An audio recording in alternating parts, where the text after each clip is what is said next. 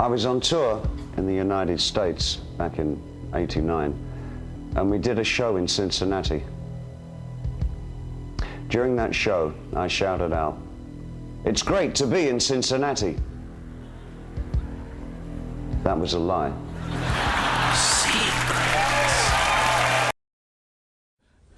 So, David, thank you. Get out of it. Who are you? Life is too short for questions. Well, what are you? I can see you're trying to invent something. Who are you? Better yet, explain yourself. I can't explain myself, I'm afraid, because I'm not myself, you see. Anyway, explanations take such a dreadful time. I can explain you. Well, oh, shit, you didn't turn the right page. I'm sorry.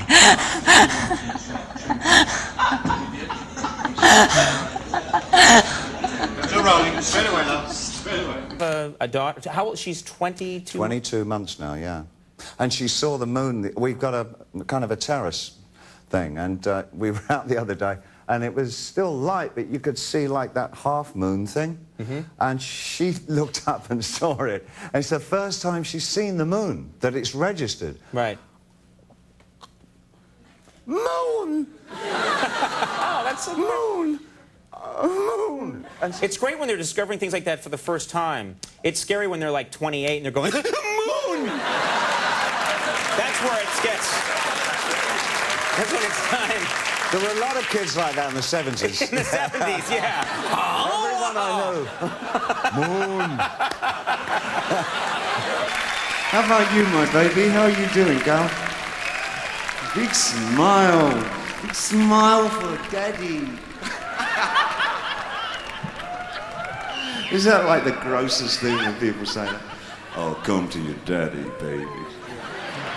What is with this daddy shit? That's a cute picture. What are you laughing at? I don't have any baby pictures. I was never a baby. I'm a... What? Oh, yeah, we can take them back. Maybe not to babyhood, but Sandy, wait, take us back just for a second. Stop him from laughing. Nothing can stop me from laughing.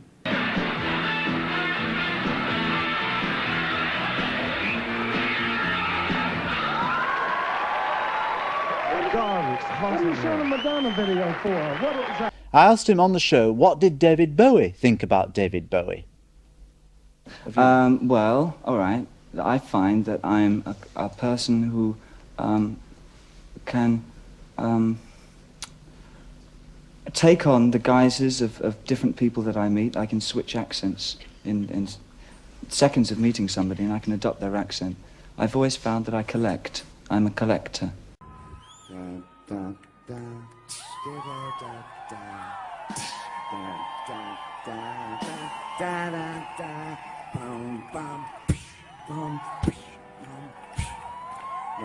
Visions. But what about that sort of androgynous appeal that you developed? I mean, where did that come from? That sort of feminine side of you? Oh, that's just me being camp, really. But when did you first start being camp? When I put those clothes on, funnily enough. Now, I tell you what was even funnier, though, was getting my band to put the clothes on. Because my band were all from Yorkshire. So these guys all came from Hull, you know, we're going to play a rock and roll band, they like the songs and all that. And I said, yeah, it's great. So, do you want to see what we're going to wear? Oh, yeah, right. Okay. Not way. Not bloody right, I'm not putting that on. I said, no, believe me, you look great. It'll really suit you. Yeah, right. And so I don't know how I did it, but I managed to talk them into doing it.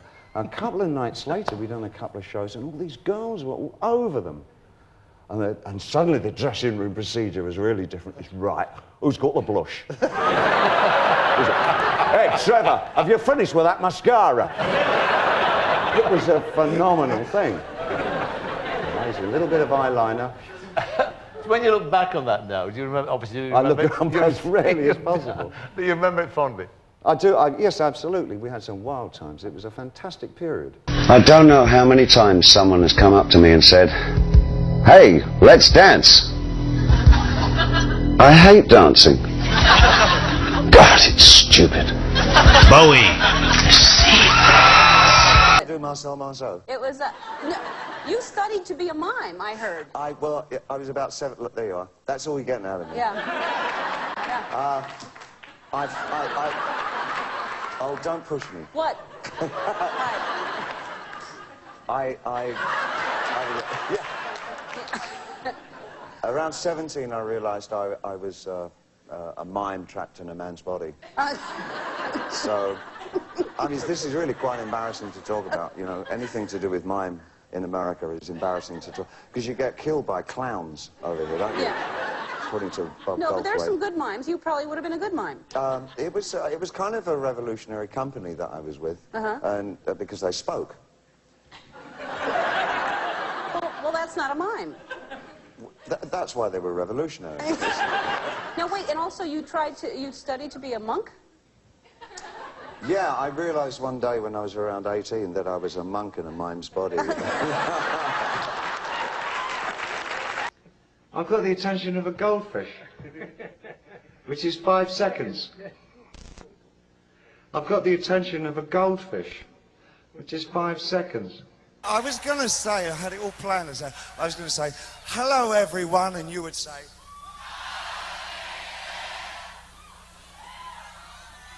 That was interesting. I want to hear you say hello, sailor. Hello everyone. You made an old man very happy. I think I'm going to call him now, instead of a Turkish hacker, I'm going to call him the Turkish love god. I like sex. I like sex. I want to meet girl. I have home and car. I invitate you. Wonderful. God bless you. God bless you. You're talking about your daughter. Do you sing lullabies? Yeah, I sing, well, more nursery rhymes. Nursery rhymes? Yeah. Do you do it in that David Bowie style, or? No, but I could do, couldn't I? It's cool if you went into a room at night with a microphone and you were just doing... Hickory dickory dock. Do I see this one through? Yeah. The mouse ran up the clock. The clock struck 1. The mouse ran down. Hickory dickory.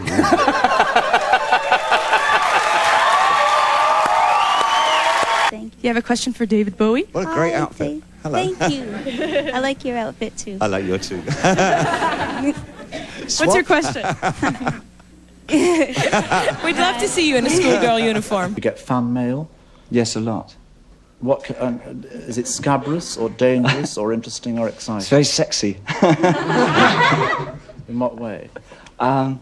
Well, I seem to draw a lot of fantasies out of people, and a lot of the fan mail I get. A lot of it is awfully nice. I mean, they say, how's your baby, and how's your wife, and what's your mum's name, and things like that. But some of them are worth framing.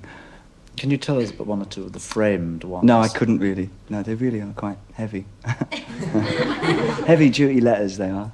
Heavy-duty? Heavy-duty. Duty. So I drop me T's sometimes. The prospect of virtual reincarnation is something that we've seen in your career. I mean, Ziggy, Ethan White Duke, all of them. Oh, I'm the chameleon of rock, you know. But did you feel like Self-reinvention is my middle name. Because you know my motto, changes.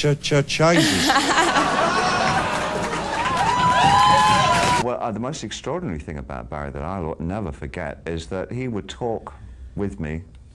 Rather, Barry would talk at me for hours. I never understood a word he ever said. It was ages before I realized, in fact, that he was using words. It was just this long drone, which, like sausage meat, was cut off every few with an intake of breath.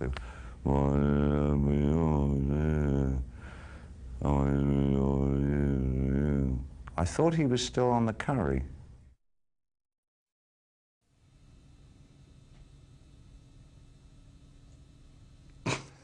Sorry. Some people thought, there's a lady who said, I don't know if I'd want to meet him. He would make me very nervous. I have a feeling he's into black magic and that sort of thing. And other people see you as just a very skillful performer who changes from time to time from one thing to another. Yeah. Well, both of that is... All of the above. You'll buy that? Kevin and George from Houston, Texas, you're on with David Bowie. Hi, David. Hi, Kevin and Hi, I'm George. down here with my 5-year-old son. Ah, lovely. And is that George, he's been your a son? fan of yours already for 2 years. Doesn't play anything but your music constantly. Just loves it. And he'd like to make a request. Wow, okay. Hi, All right, George. Put him on the phone here. Come on, George. George. Hi, David Bowie. Hi, George. Can you play Ashes to Ashes for me? Oh, I'd love to do that. Thank you. George. What? Oh, never mind. I'll call you later. Hello? Hi there. How are you? I'm okay. All right. Can I just say this is such an honor to talk to you because I have it's just great. I can't even explain it. Hey, awesome.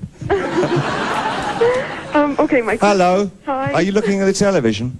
I'm watching, yeah. Are you? Hi. Hi. How you doing? Hi. Okay, so I've got What was the period, or what were the albums that we say you weren't writing for yourself, you were writing for other people's expectations?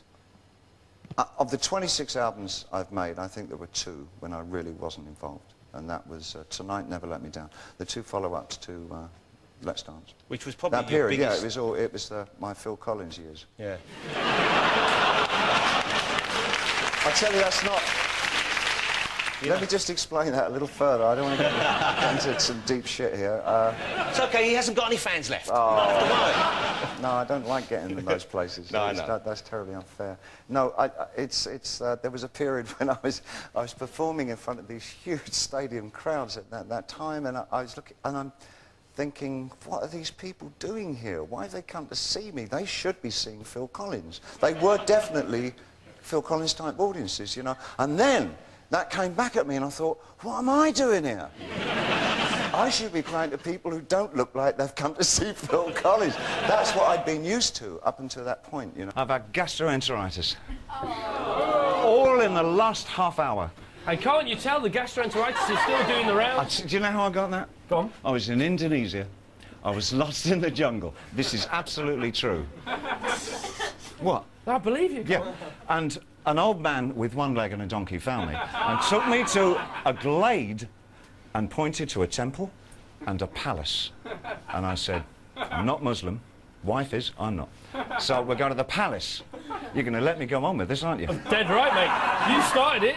We got to the palace, and it's the son of, I think he was a gun runner, and he had guys in turrets all around the palace with guns to keep the poor people out.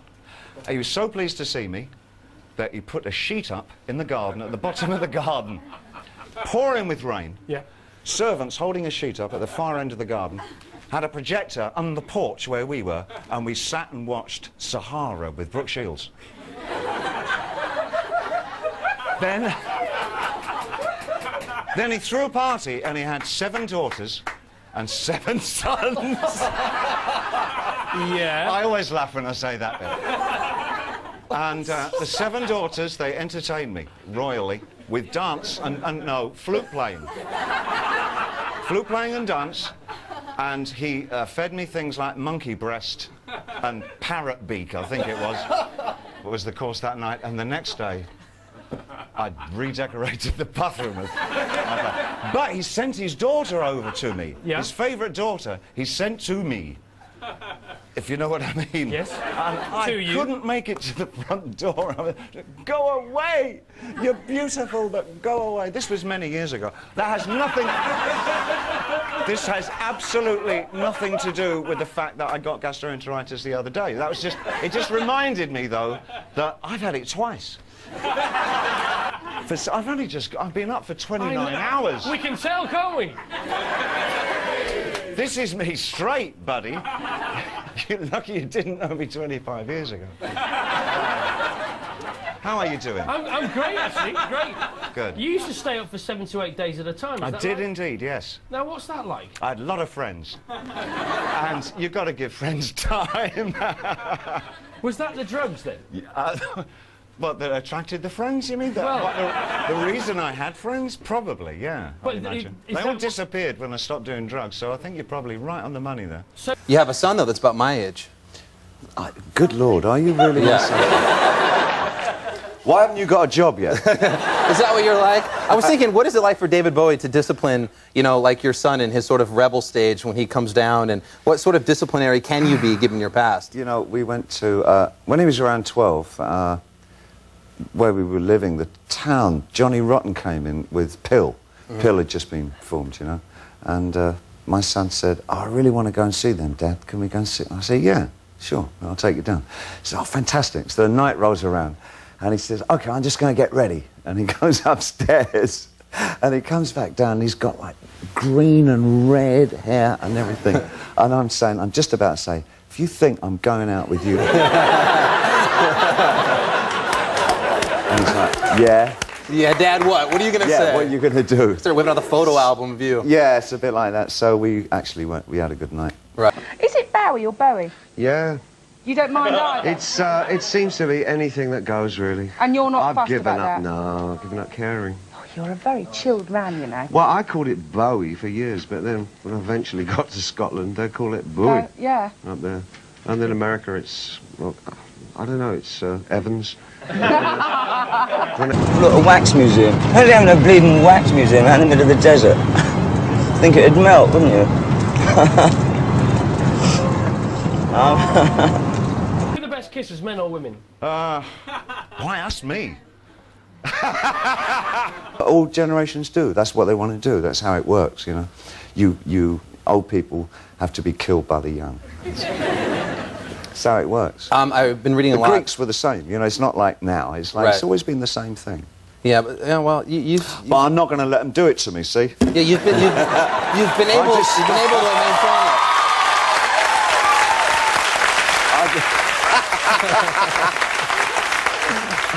I'm just going to get older and older and older. But just like never stop singing. And it still works. And I've got Jersey back, yeah. I've seen you at like the MTV Video Music Awards, and I think that like last year I remember sitting there when like, you know, NSYNC or Britney Spears was on, and I remember just looking over at you and just thinking like, what does David Bowie think of this right now? It's too easy, isn't it? Let me go another way with that one. I think, you know, a major band in this country, for me anyway, during the 80s were the Pixies. I thought they were absolutely necessary. A very, very important band. Charles was, or Frank, or whatever, however you want to refer to him, is a fantastic songwriter, and they produced some really exciting music. Obviously, Nirvana was terribly influenced, but a number of other bands were influenced by them.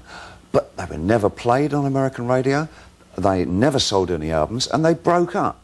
And I'm seeing that beginning to happen again over here. You've got bands like Grandaddy, Mercury Rev, Flaming Lips are getting some kind of exposure now, right this second. Right. But if we're not, they don't get played, they don't sell albums, and if you're not careful, they're going to go under, and more creative, really inventive artists are going to disappear after 2 or 3 years because nobody's out there supporting them. Radio isn't supporting them like it should be, and there is crap on American radio. Real rubbish. On that, we're going to take a break. David? Yeah, it was wonderful. I loved it. Is it true you get up very early in the morning at around 6 o'clock? Well, both of us, both my wife and myself, get up between 5 and 6 in the morning, and the irony is that we now, you know, we just had a small child. Yes. And she's 23 months now. But of course, we now get up before she does. So we go and wake her up. You have to be Which quiet. is like, it's the parents' revenge, you know? Yeah. So when did your wife take wake up? Good man. Yeah. Your lovely eyes as well. Well, which one? Both of them. Just extraordinary. One's nicer than the other. My godmother's I'd be got careful of different the coloured other eyes. one. The other one's the evil eye. Is it? Look at that. Oh, it's not. Oh, I'm alarmed. I spend a lot of my time on stage going, thank you. Look at that, you point and there's coffee. That's star power.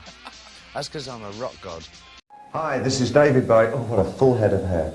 But when you see politicians embracing rock stars, I mean, personally, I start reaching for my revolver then. Or at least I wear a pair of women's high heels when I meet our Prime Minister. I do my bit still. He didn't even notice, you know. What, this was Tony Blair? Mm. He didn't notice you were wearing I'm women's wearing high... women's stiletto shoes and a nice suit and tie. That's the last time I wore a tie, I think. No, it wasn't. No, I wore a vicar's dog collar. Nice black suit, black shirt with a dog collar and a pair of women's high heels. And he didn't bat an eyelid. You are a lovely-looking slim man, if you don't mind me saying so. And let's face it, you're getting on a bit, and you're looking fantastic for your age. I used to say things like that to my mother. I remember Brian Eno running into my... He's going to hate me for this. Running into my room with a single in his hand, he said, "I've heard the future." I said, "Oh, well, you better put it on then." And it was Giorgio Moroder's recording of Donna Summer. I Feel Love. Oh, Brian, oh, that was so funny. And I said, "Are you serious?" And he said, "Yes, listen, that Teutonic drumming, that black voice, this is fantastic." You had some great looks. I'm not disappointed now because you look fantastic, but I'm hoping that underneath there somewhere there's like a lightning flash painted on or something. I'll tell you what I did do. My concession to Ziggy... What did you kill Ziggy? Well, why did you kill Ziggy? What did you kill Ziggy? You don't understand, there was a war on. Your mother and I, we tried to protect you from all this, but... Well, if you must know, your sister ran away. What did you kill Ziggy? It was hard for all of us. It was hard for the country, damn it. Sorry. You know, about your name. Yes. It's a famous thing now that your name initially, Davy Jones. Yes, it was Davy Jones. And in the 60s you had to change it because... The Monkeys came along and they were just getting popular when I was just starting my career, so I very wisely changed it to Tom Jones. True story. True story. I was Tom Jones for about a couple of weeks, and just as I was doing the photo session, he released his first record, It's Not Unusual, and so then I moved on through... Then you were David Cassidy. That David Cassidy. Yeah. You had a songwriting contest a while ago. Yeah. Tell us about that. I didn't win. You know, I found out about this contest, and I'm a bit of a songwriter. And I thought maybe you'd perform it right here and we'd see who had the best song, huh?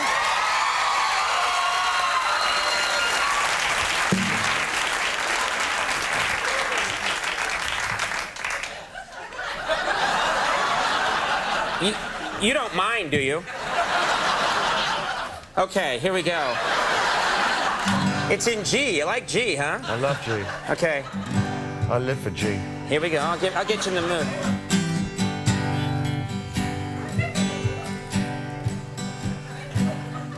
There are so many talk show hosts, but he is clearly better than most.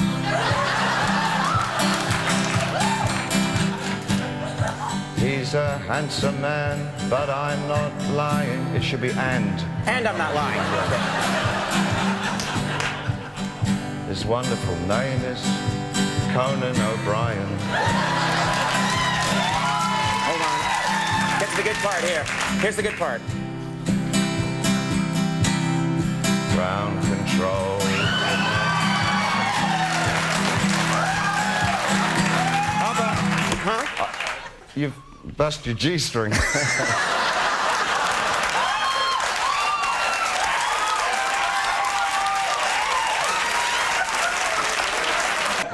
Help her build a library up, things like that. A teacher? Walking and talking stuff. I mean, now it's like ideal because I had a conversation today that was just unbelievable. It was approximately, "Daddy." "Hello, darling." "Hello, but Daddy." "Hello." I said, "Yeah."